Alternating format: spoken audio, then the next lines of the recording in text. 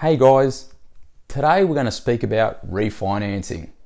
Now, most of you have heard about the concept of refinancing, but for those who don't, essentially refinancing is when you've got a mortgage or a home loan or a loan with a certain provider and you look at moving that loan to another provider to hopefully save you money.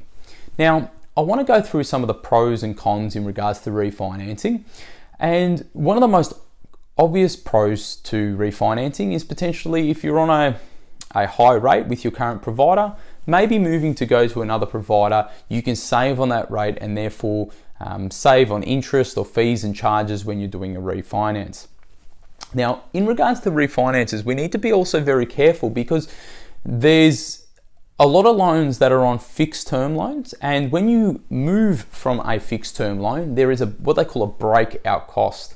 And that breakout cost can sometimes be in the thousands of dollars when you're breaking a fixed rate home loan, especially even on personal loans and other loans there are applicable. So you would need to be very, very aware of the cost of breaking that loan or the cost of refinancing. And we highly recommend you do this before you look at refinancing.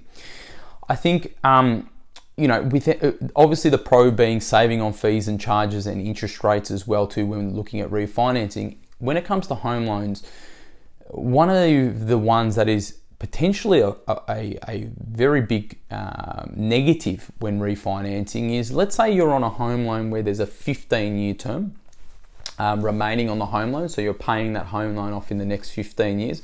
When you refinance, most people then refinance for another 30 years, for example, or another 25 years. So what actually happens is instead of you paying off your home loan in the next 15 years, you actually end up paying a home loan in 30 years. Therefore, you've added 15 years on your home loan if you continue to pay off the rate at the minimum rate. So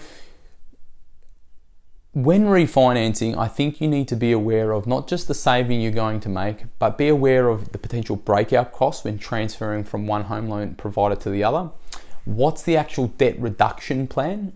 Are you going to reduce your rates or your repayments to the lower amount? Are you going to keep them where they are? Are you going to increase them? What is going to be your repayment plan? Because that may mean that in the long run, this refinance may have been good initially, but in the long term, you've ended up paying more interest because you've paid off the loan in an extra 15 years time.